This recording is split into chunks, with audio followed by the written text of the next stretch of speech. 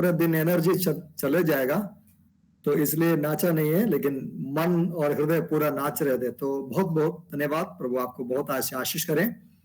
जैसे क्लास आगे बढ़ते हैं तो लिस्ट डाला जाएगा कि जैसे कि आप सुबह का 10 मिनट का समय जो वर्शिप प्लस प्रार्थना में अगुवाई कर सकते हैं। हमारे पास ज्यादा समय नहीं है, ठीक 9 बजे मैं समाप्त करना चाहता हूं, क्योंकि आज उपवास प्रार्थना भी है, आप सभी का भी होगा, तो इसलिए ठीक समय पर मैं समाप्त करना चाहता हूं। आइए हम लोग क्लास में जाएं। और मैं क्लास में जाने से पहले मैं चाहता हूं आप में से कोई भी 2 जन, एक नहीं 2 जन, एक पुरुष और एक स्त्री, अब इसमें पुरुष कौन है स्त्री कौन है पूरा निर्णय लेना है, ठीक है? आप क्योंकि बाइबल के अनुसार कोई पुरुष और स्त्री नहीं है, लेकिन हम धरती पर है, तो इसलिए आत्माओं के हिसाब से, मतलब आत्माओं के हिसाब से कोई पुरुष और स्त्री नहीं है, लेकिन कलीसिया के अंदर हम समाज में रहते हैं, इसलिए एक पुरुष और स्त्री, मतलब मैं चाहता हूं केवल पुरुष ही नहीं, केवल स्त्री ही नहीं, कोई 2 लोग जो मैंने सिखाया उसके बारे में, जो पिछले हफ्ते मैंने सिखाया, 1 या 2 मिनट के अंदर उसका निचोड़ बताएं ताकि हम आगे बढ़ सके। Good morning sir. Good morning. Good morning sir, हमने पिछली बार सीखा कि अबाउट एपोलॉजिस्ट के बारे में सीखा। ये एपोलॉजिया जो है ग्रीक शब्द से लिया गया है जी, और न्यू टेस्टामेंट में ये 17 टाइम्स यूज किया गया है, और इसका मतलब है कि पक्ष में या माफी या प्रतिवादी, प्रत्युत्तर या बचाव में खड़े होना, रक्षा के लिए या भाषण उत्तर के लिए उत्तर के इस्तेमाल में प्रत्युत्तर न्यू टेस्टामेंट में इसका ग्रीक लैंग्वेज में है। और जिस प्रकार आपने बताया, एक एग्जाम्पल लेते हैं, इसको कोर्ट में बोला जाता है ऑब्जेक्शन योर ऑनर, तो वो बोलते हैं ऑब्जेक्शन ओवर रूल। तो आपने रेफरेंस भी लिया था एक्ट 1933 और लूक 12:11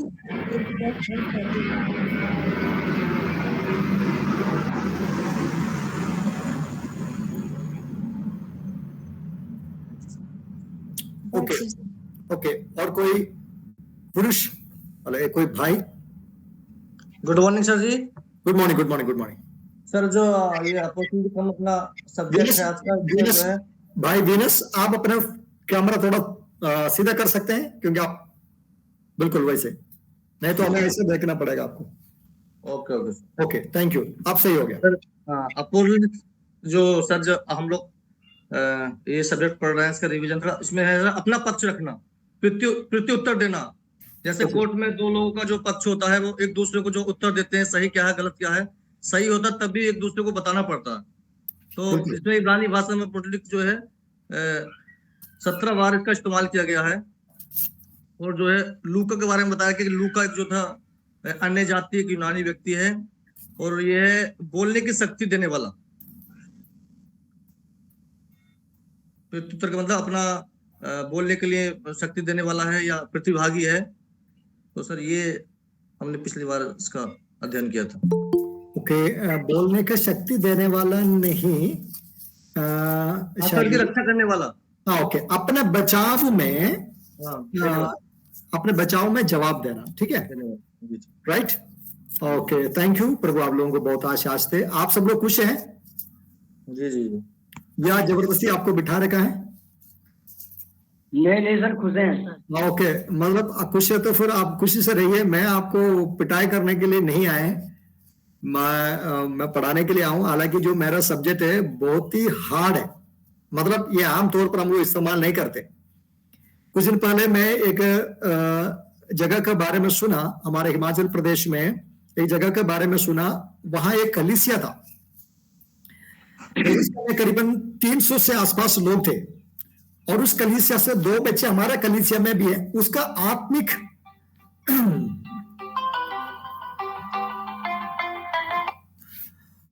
उनका आत्मिक स्टैंडर्ड को देखे मुझे ऐसा लगा कि वो कलीसिया बहुत अच्छा है, वाकई में बहुत अच्छा था। और ज्यादातर नेपाली परिवार 90%, 99% नेपाली मूल का लोग थे, जो एप्पल का बगीचे में और ऐसे दिहाड़ी मजदूरी करने वाले लोग थे, लेकिन परमेश्वर का कार्य के लिए, परमेश्वर का वचन के लिए, संगति के लिए बहुत भूखे प्यासे लोग थे। और वो बच्चे जब से हमारे पास आया, वही एक बच्चे हैं जो आज तक अपने आमदनी से विश्वास देते हैं। तो बहुत ही अच्छे बच्चे। लेकिन कुछ दिन पहले अचानक उस कलीसिया के बारे में सुना कि वो कलीसिया टूट गया। टूटा नहीं है, जो चलाने वाला खुद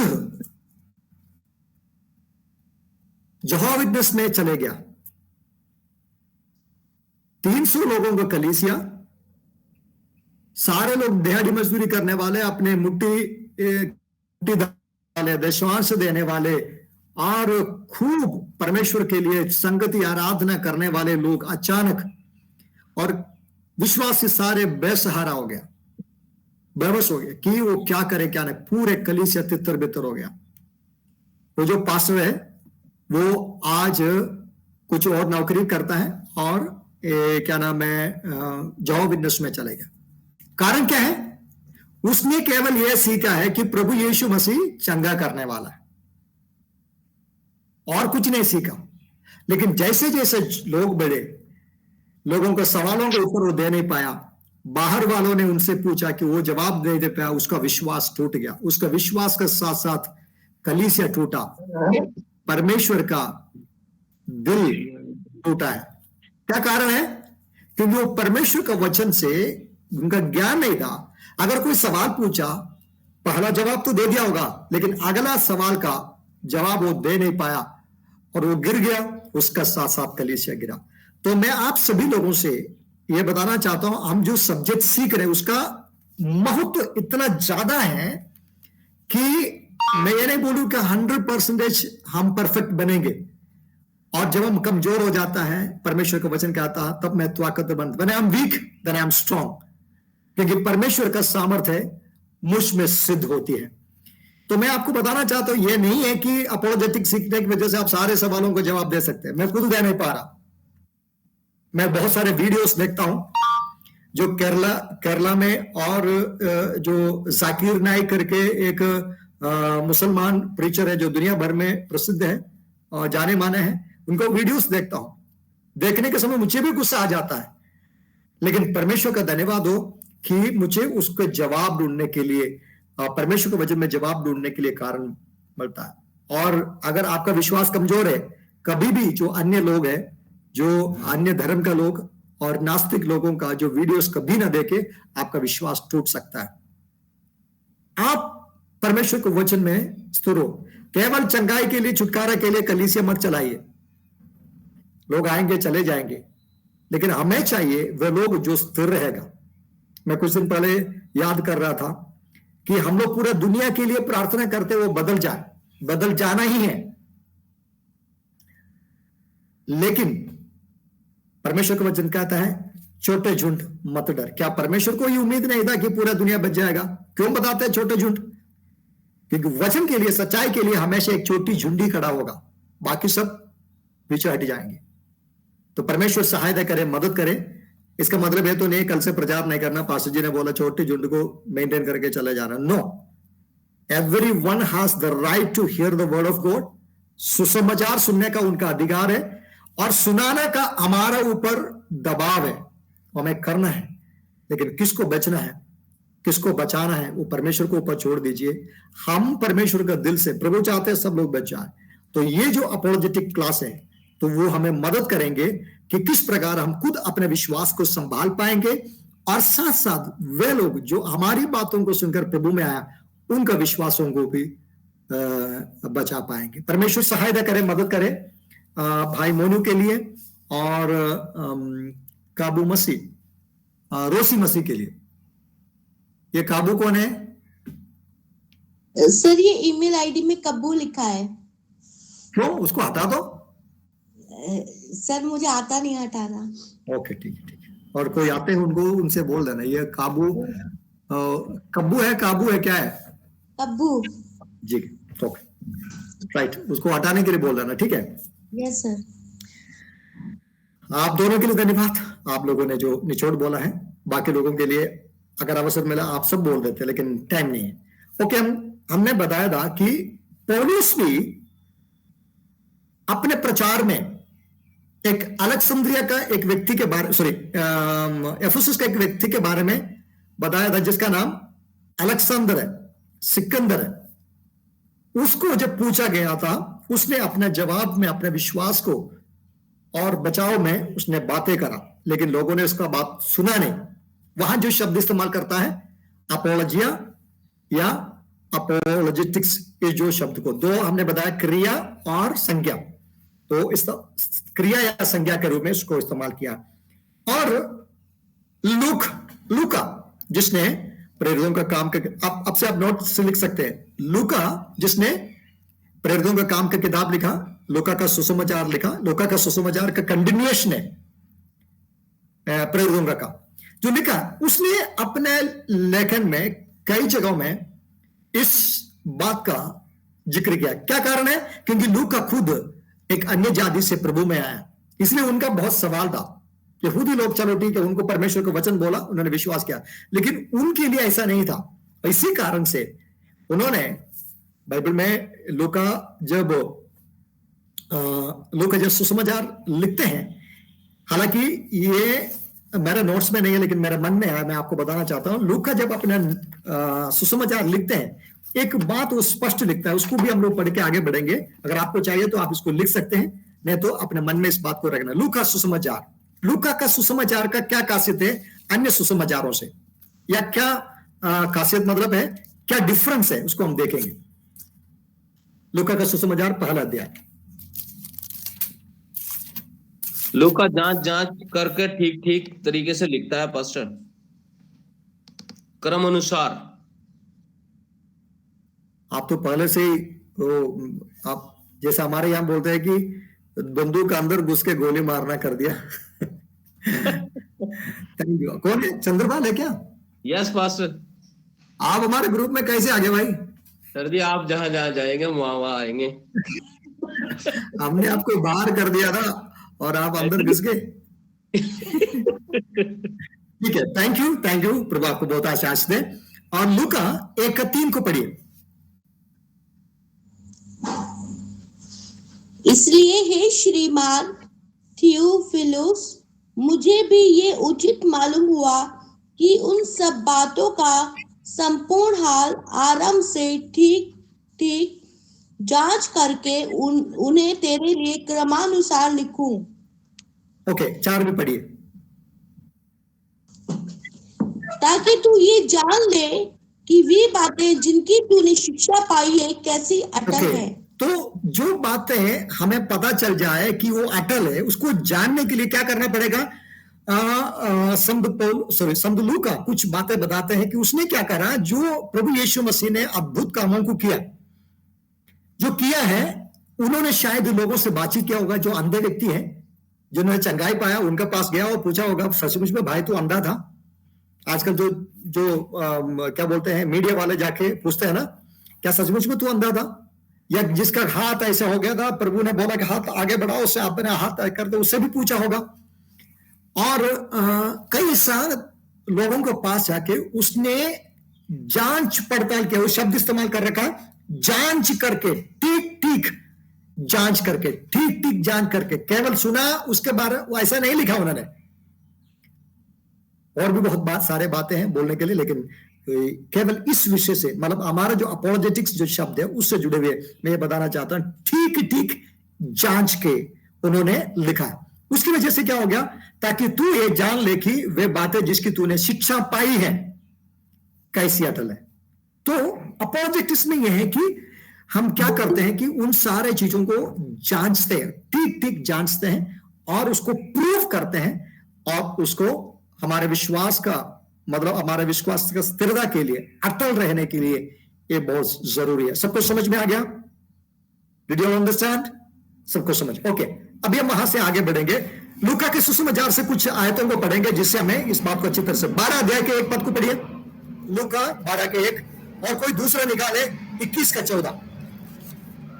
इतने में जब हजारों की भीड़ लग गई यहाँ तक कि वह एक दूसरे पर गिरे पड़ते थे, तो वह सबसे पहले अपने चेलों से कहने लगा, फरीसियों के कपट रूपी खमीर से चौकस रहना।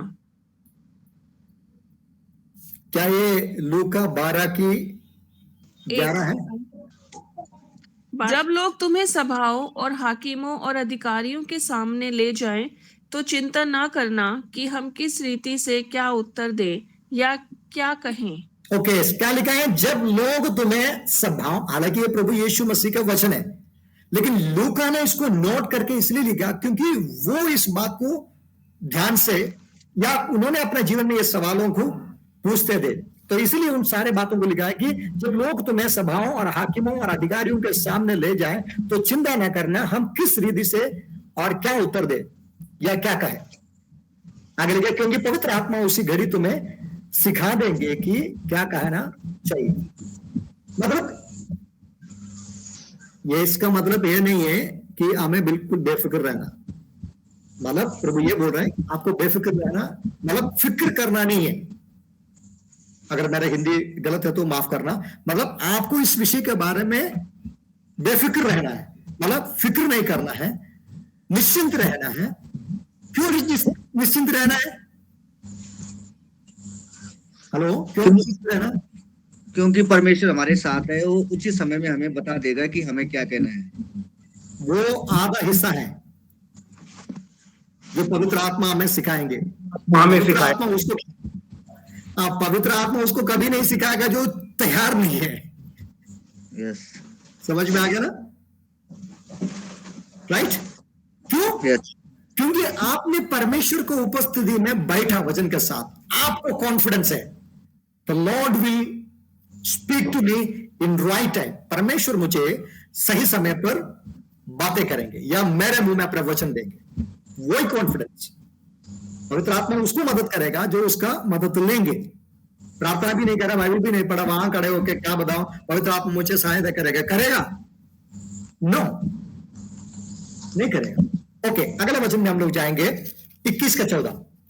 इसलिए अपने अपने मन में ठान रखो कि हम पहले से उत्तर देने की चिंता ना करेंगे। हाँ, थैंक यू। क्या लिखा है? अपने अपने मन में ठान रखो। हाँ, हमें पता नहीं है जो सामने वाला कौन सा सवाल पूछेंगे, इसलिए 100 सवालों को उत्तर लेके हम नहीं जा सकते।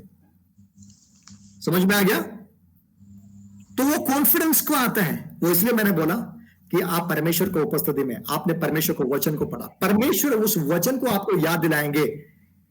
यशायाह नबी की किताब 43 अध्याय उसका शुरुआत में लिखा है कि जब तू नदियों पर होकर चले, है ना, वो आग में होकर चले। क्यों याद आया? क्योंकि आपने उस वचन को पढ़ा है। समझ में आ गया? समझ में आ गया? Yes sir. ओके, आगे प्रेरितों का काम 22 अध्याय 1 पद। ये सारे इस क्लास का इंट्रोडक्शन है, ठीक है?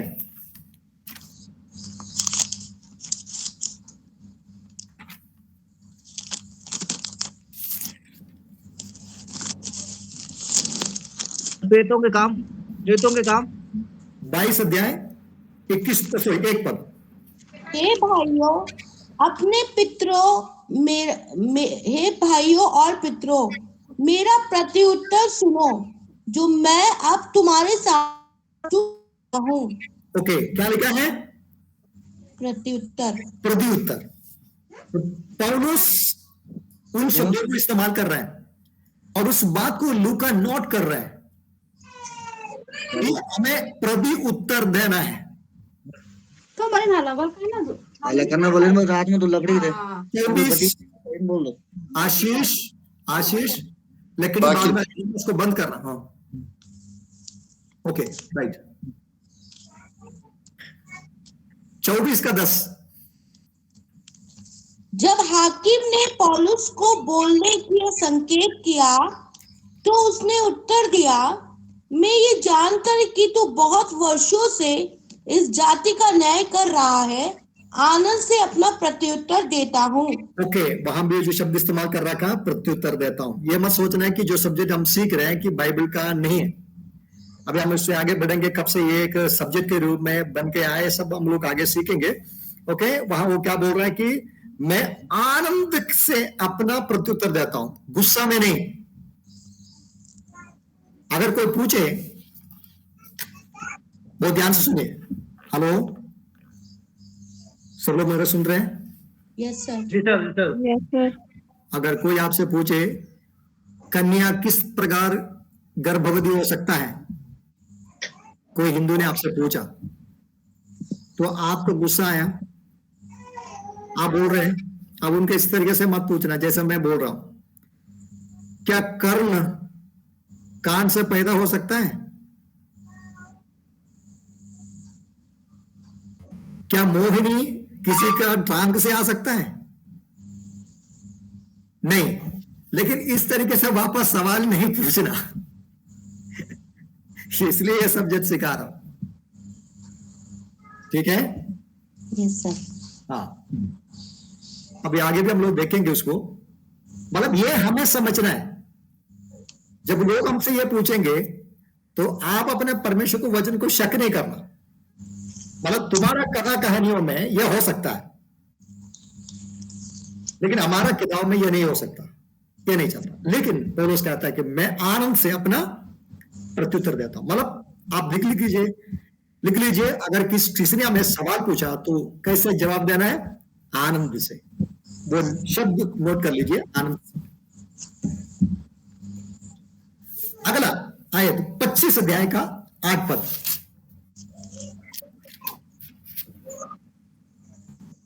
परंतु पौलुस ने उत्तर दिया, मैंने न तो यहूदियों की व्यवस्था के और न मंदिर के और न ही कैसर के विरुद्ध कोई अपराध किया है। ओके, ये भी है कि कोई सवाल पूछ रहे हो, उसका जवाब दें। उस जवाब में हमारा पक्ष रखने के साथ साथ हमें यह भी बोलना है कि क्या हम कोई गैर कानूनी काम कर रहे हैं। प्रभु यीशु मसीह का ऊपर विश्वास करना भारत के अंदर गैर कानूनी है? नहीं है।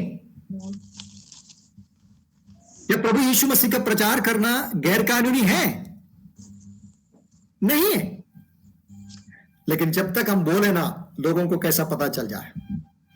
और पौलुस किसके सामने है? अग्रिप्पा के, फेस्तुस के सामने खड़े होकर इस बात को कह रहे हैं। क्या बोल रहे हैं?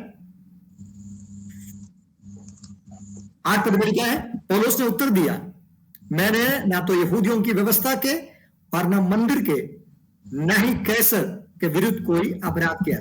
ना वो परमेश्वर के वचन के विरुद्ध कुछ किया, ये यहूदियों का व्यवस्था के विरुद्ध कुछ किया, ना कैसर जो उस समय राजा था, मतलब उसका जो गवर्नर है, फेस्तुस के सामने खड़े होके वो ये बता रहे हैं। मतलब दुनिया का, मतलब वहां का जो लिखित नियम का विरुद्ध वो कुछ नहीं कर। हो सकता है किसी का विश्वास का विरुद्ध हमारे विश्वास हो, हमारा काम हो, लेकिन वहां जो नियम है वो नियम के विरुद्ध कोई हम नहीं कर रहे।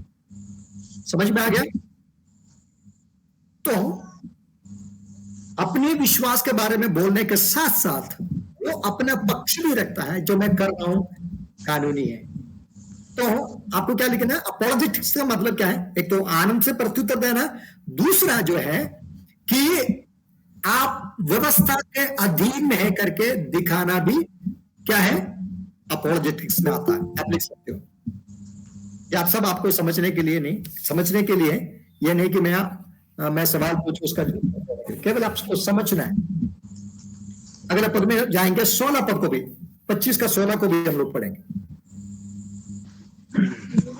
परंतु मैंने उनको उत्तर दिया कि रोमियों की यह रीति नहीं कि किसी मनुष्य को दंड के लिए सौंप दे जब तक मुद्दा अलवे को अपने मुद्दायों के सामने खड़े होकर दोष के उत्तर देने का अवसर ना मिले। ओके, और उसको खुद पता है कि उसको गैर कानूनी पकड़ के लाके रखा है, उनका पक्ष किसी ने नहीं सुना। और नियम के अनुसार जब तक वो पक्ष न रखे उसको कोई दोष ही न हटाता है। प्रभु यीशु मसीह के बारे में भी ऐसा किया है। और ऐसा होता है ना, हमारे भाई लोगों को कलीसिया के बीच में से पढ़ के ले जा रहे, साले उसको खूब मार रहे हैं। अभी कुछ दिन पहले कहा हुआ था एक घटना कि छत्तीसगढ़ में एक डॉक्टर है, वो अपने घर में प्रार्थना चला रहे थे और 50 लोगों ने वहां घुसकर उनको मारा। और जब पुलिस आया, पुलिस ने उस डॉक्टर और उनका पत्नी को 10 लोगों के ऊपर केस दिया कि उन्होंने गैर कानूनी कार्य में इकट्ठा हो गया। गैर कानूनी का मतलब क्या होता है? क्या वहां व्यभिचार चल रहा था? क्या वहां दारू बेच रहे थे या नशा पानी चल रहे थे? नहीं, कुछ नहीं। क्योंकि अरेस्ट करने वालों को इस बात पे कोई मतलब नहीं, लेकिन तो हम कोर्ट में खड़े होते हैं, हम पेश करते हैं, नहीं मुझे पकड़ा गया गैर कानूनी, बता सकते हैं, है ना? पौलुस के साथ सताव तो हुआ है, लेकिन सताव के साथ साथ उन्होंने पक्ष रखा। ये नहीं बोला कि मेरे साथ जो हो रहा है। इसलिए मैं आपको बताना चाहता हूं, जब हमारा साथ ऐसा कोई कार्य होते हैं, हम उनको क्षमा करना अलग बात होता है, लेकिन उस बात को एफआईआर को जरूर दर्ज कराएं। मैं आगे जाके केस तो हम पीछे ले ले को अलग बात होता है, लेकिन एफआईआर दर्ज कराए जिससे पता चल जाए कि हमारा साथ अन्याय हो रहा है। प्रॉब्लम क्या होता है? हम लोग क्षमा करते हैं, जिसकी वजह से गवर्नमेंट का रिकॉर्ड में कुछ नहीं आता। जब कोर्ट पूछता है, आवाज बहुत फैल रही है, किसी का और मैक खुला है, आवाज फैल रही है, अच्छे से सुनाई नहीं दे रही आवाज। कब रोजी अपने माइक ऑफ करो। ये जूम का जैसा नहीं है, ये क्या नाम है, गूगल मीट, क्योंकि इसमें अगर कई एक दो माइक ऑन है तो आवाज फैलता है। Okay, thank you. जब आपको बोला जाएगा, अगर आपको बाइबल जल्दी से पढ़ना है, पहले बाइबल का आयत निकालने के बाद फोन ऑन करना है, ठीक है? मैं जानता हूं कुछ लोग तो पढ़ने में बहुत तेज है, लेकिन ये क्लास ऐसा है कि जो तेज नहीं है उनको भी साथ ले जाना है, राइट? जो तेज नहीं है उनको तेज बनाना है, जो बहुत ही तेज है उसको क्या करना है, चाहे बाइबल पढ़ने में हो या विश्वास में हो या कुछ भी हो, तो क्या करना है, उनको परिपक्व बनाना है, ठीक है? जानवरों का, जब हमारे आपका घर में भी गाय भैंस होते हैं, जब उसका बच्चे पैदा होते हैं और वो तुरंत खड़े होता है, फिर क्या करने लगता है? आराम करते हैं? क्या करते हैं? वो भागते हैं, दौड़ते हैं।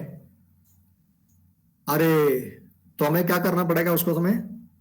अरे तो घर का जो बुजुर्ग है ले जाके उसको एक रस्सी से बांध कर रखते हैं,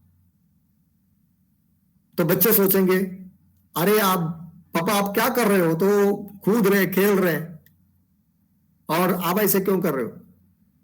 लेकिन बुजुर्गों को पता है क्यों कर रहे हैं, क्योंकि ऐसा कूदेगा तो पैर तोड़ के बैठा रहेगा, फिर कभी नहीं चलेगा। तो इसीलिए जो बहुत ही तेज है उसको हमें काट के रगड़ के, है ना, सही कराना है। जो तेज नहीं है उसको परिपक्वता में लाना है। तो प्रभु सहायता करें, मदद करें।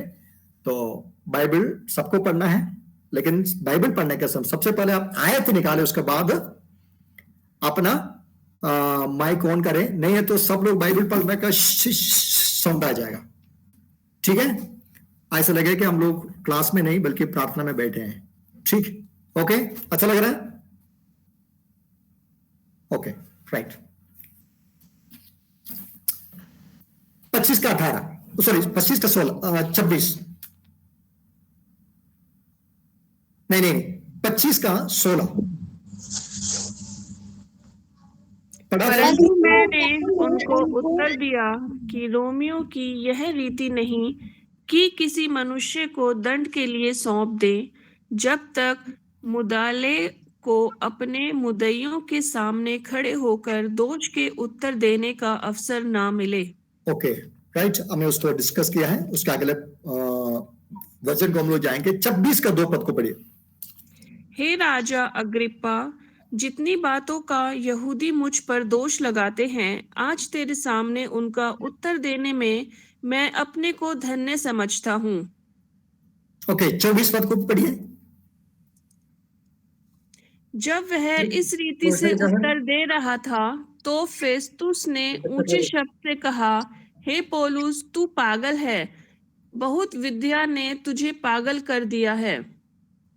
ओके, मतलब जवाब देने वालों को दूसरों को कैसा लगता है?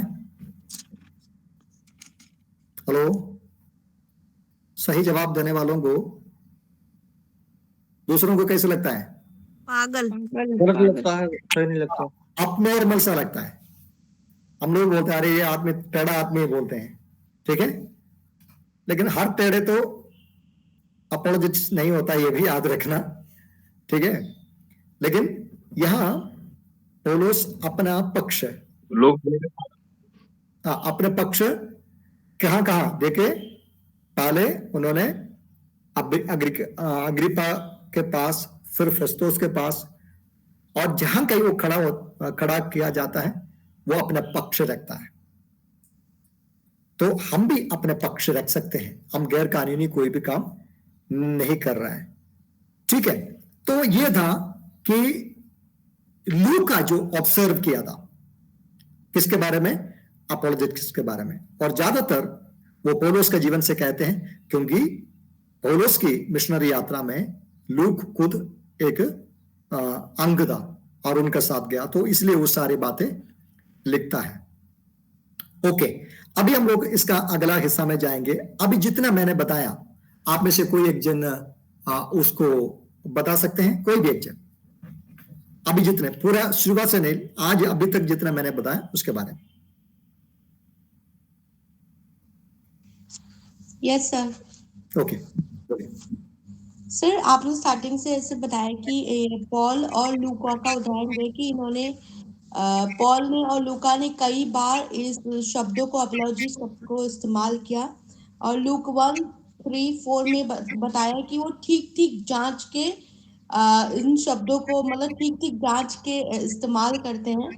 और उसमें आयत भी दिया है कि 12 और 21 का 14 में कि परमेश्वर मदद करता है, पवित्र आत्मा मदद हेल्प करता है कैसे बोलना है, बताना है। और 22 का 1 में कि प्रत्युत्तर कैसे देना है करके, और 24 का 10 में कि आनंद के साथ हमें बताएगा कि क्या प्रत्युत्तर देना है, और आनंद के साथ। और हमें अंडर द लॉ, मतलब व्यवस्था के अधीन में होकर भी इस काम को करना है, कि ताकि किसी को ऑब्जेक्शन ना हो। ओके, थैंक यू रोसी, प्रभु आपको आशीष करे। बाकी लोग भी इस बात को विश्वास समझ गए होंगे, और समय ना ही कि हर एक से पूछे, इसलिए मैं आगे बढ़ता हूँ। नेक्स्ट टाइम मैं चाहता हूँ कि आप में से कोई और, रोसी हम सबके लिए सारी बातें बोलेंगे करके ना बैठे।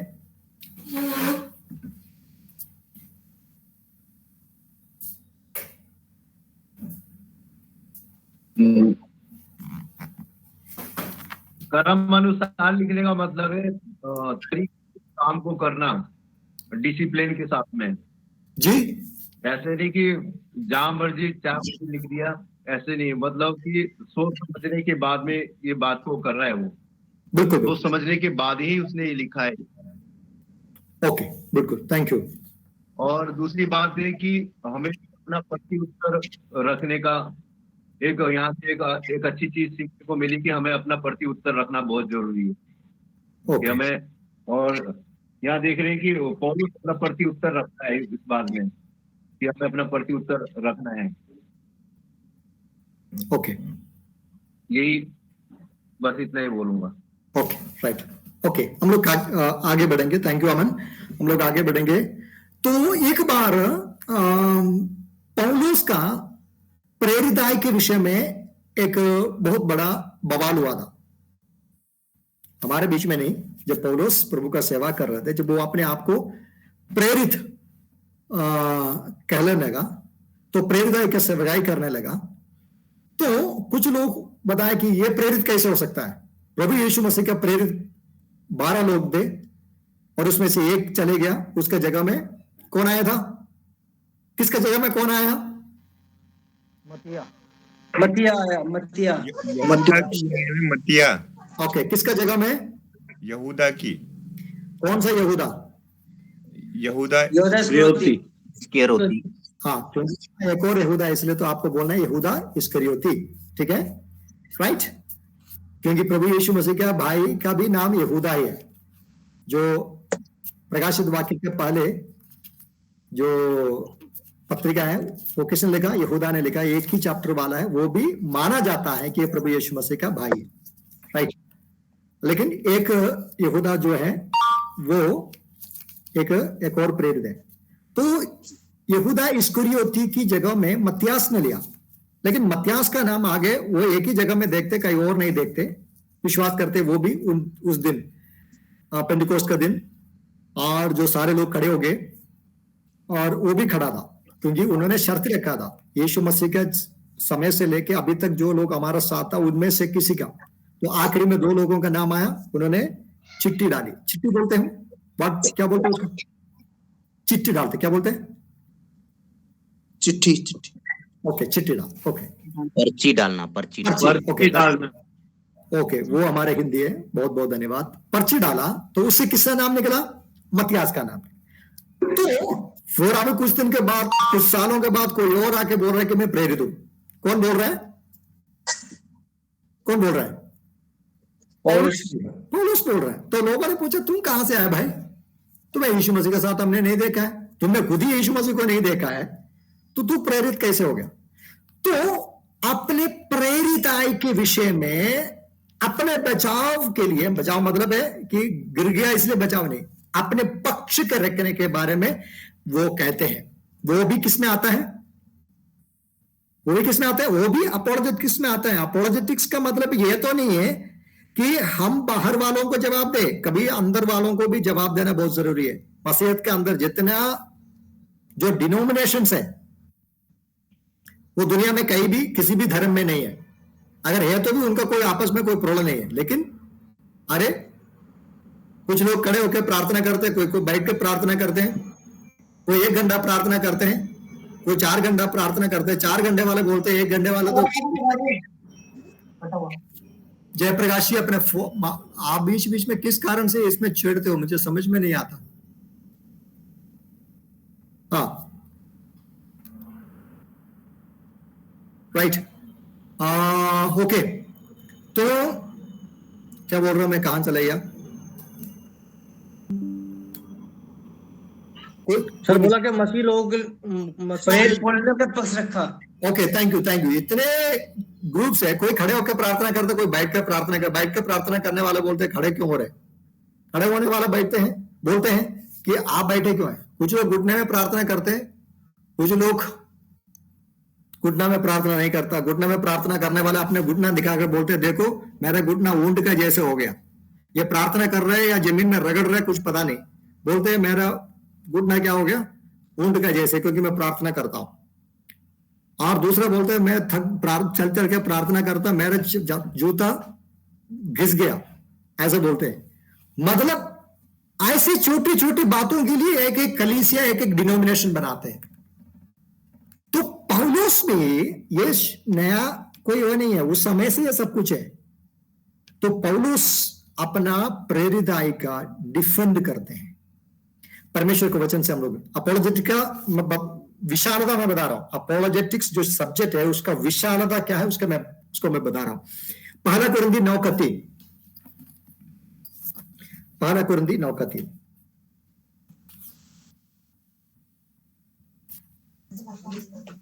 जो मुझे जांचते हैं उनके लिए यही मेरा उत्तर है। 9:3, सॉरी 9:3।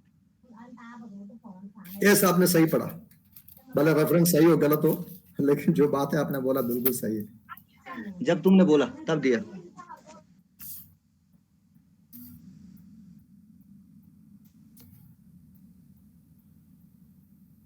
आशीष भाई आप कहाँ हो?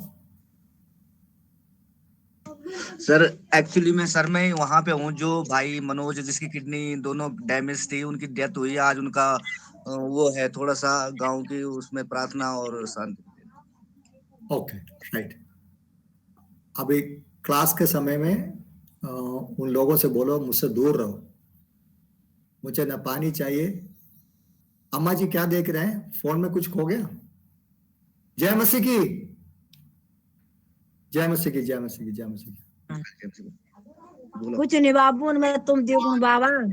ठीक है, ठीक है, हाँ हाँ, राइट।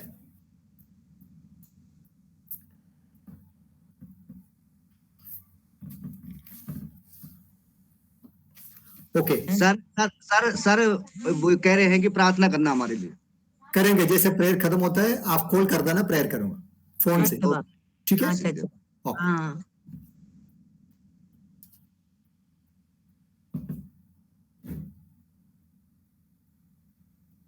पहला कुरिन्थी 9:3 एक और बार पढ़िए। जो मुझे जांचते हैं उनके लिए यही मेरा उत्तर है। ओके, वो एक्चुअली हमारा उससे आगे पीछे जाने का मतलब नहीं है, हमारा केवल ये वो जो शब्द है उत्तर, जो प्रति उत्तर, उसमें वो किसके लिए उत्तर दे रहे हैं? जिन्होंने उसका प्रेरित के ऊपर उनके लिए उठाया, शक किया। क्या ये प्रेरित हो सकता है? क्या आप प्रेरित हैं? हेलो, अगर पौलुस प्रेरित नहीं हो सकता तो हम हो सकता है? नहीं हो सकता ना।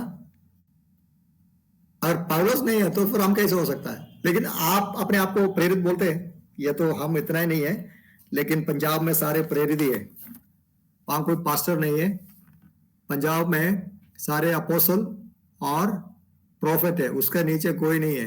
परमेश्वर का धन्यवाद, पहले कोई ऐसा नाम नहीं रखते थे, ना अपोस्टल बोलते थे ना प्रोफेट बोलते थे, लेकिन आजकल सब लोग उस मिनिस्ट्री को पहचानना शुरू किया।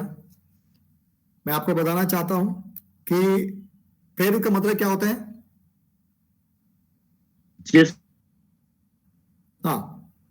जिसने प्रभु यीशु मसीह को देखा,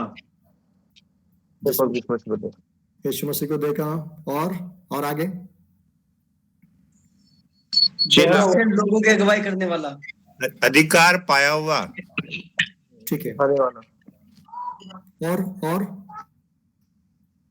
जो सिखाता है सर, उसे प्रेरित कहते हैं। ओके, शायद आपका सब्जेक्ट में इस बात को कोई और सिखाएंगे, ऐसा ना हो कि मैंने कुछ सिखाया जो सिखाने वाला कुछ और सिखाए। लेकिन आपने जितना बोला है वो सब सही है, वो सब सही है। अरे भेजा हुआ, हाँ,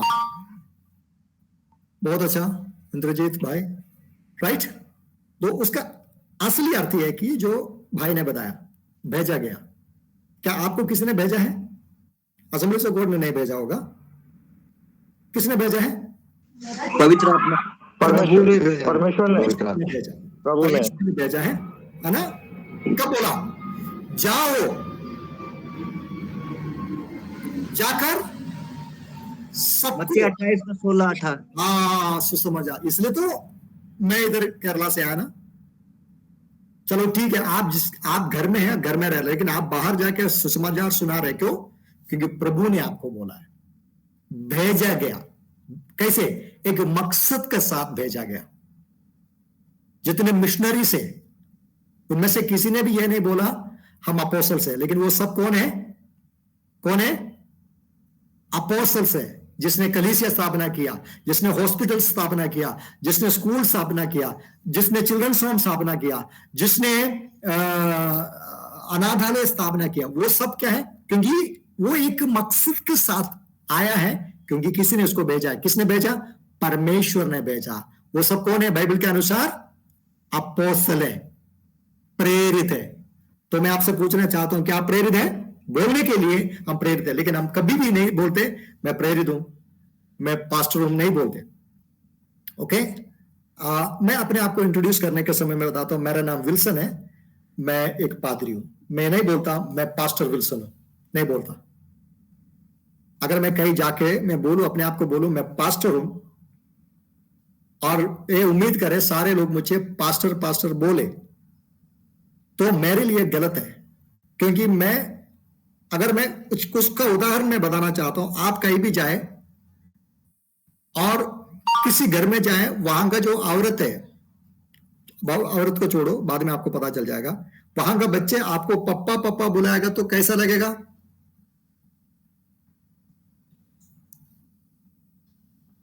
वहां जो बच्चे का मम्मी ये बोल रहे हैं कि बच्चों का पप्पा बोलेगा तो कैसा लगेगा? सर बुरा लगेगा। बुरा लगेगा ना। और बुरा क्यों लग रहा है? ये गलत है। अगर मैं पास्टर हूं, मैं अपने विश्वासियों के लिए पास्टर हूं, पूरा दुनिया के लिए नहीं है। फिर भी लोगों का उस पर एक कंफ्यूजन है, तो इसको क्या बोले?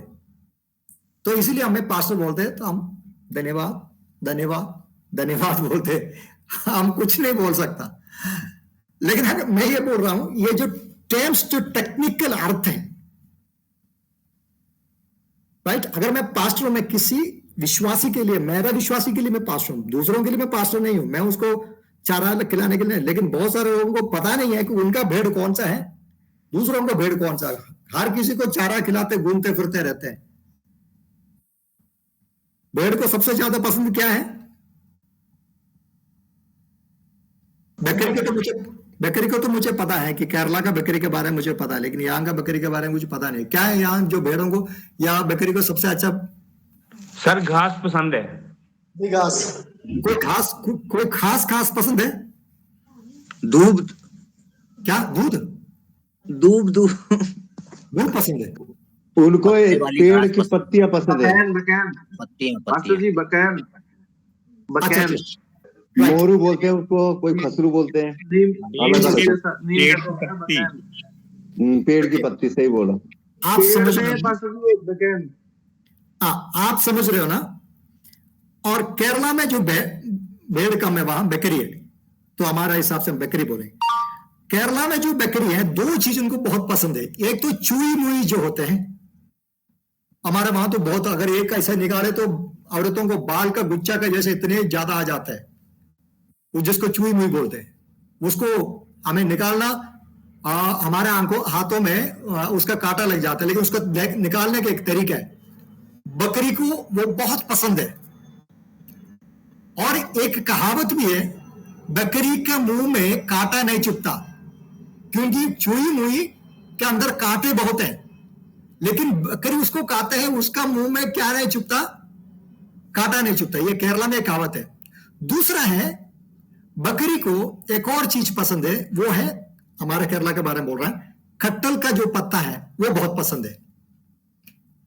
आप सुनिए, कुछ पास्टर्स ऐसा है जहां कहे जाते हैं खट्टल का पत्तियां ले जाते हैं, क्योंकि उनको ये पता नहीं है कि मेरा भेड़ कौन सा है और दूसरों का भेड़ कौन सा है।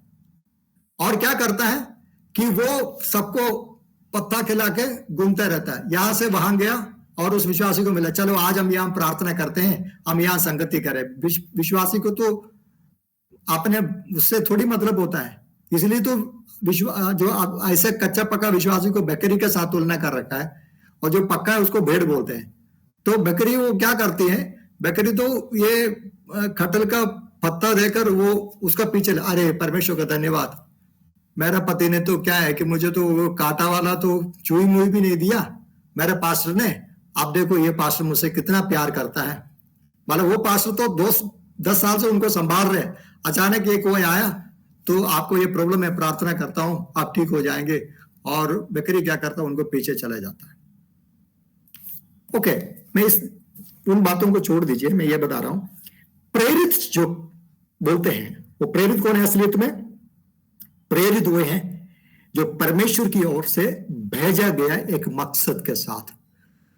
आप अपने जगह में एक मकसद के साथ हैं, आप कई ओर से वहां आया, कम से कम अपने घर से तो निकले, भले आप सेम जगह में क्यों ना हो, आप भी एक किस्म से क्या है? प्रेरित है। पौलुस अपना प्रेरित आय के विषय में, बचाव में अपने पक्ष रखता है। एक और वचन को पढ़ेंगे, मैं आपको बताना चाहता हूं, मैं सचमुच में इस तरीके से मैंने कभी क्लास नहीं लिया। मैं अपने नेतृत्व को, हमारा असेंबली सपोर्ट यूकेडीसी के नेतृत्व को मैं धन्यवाद देता हूं।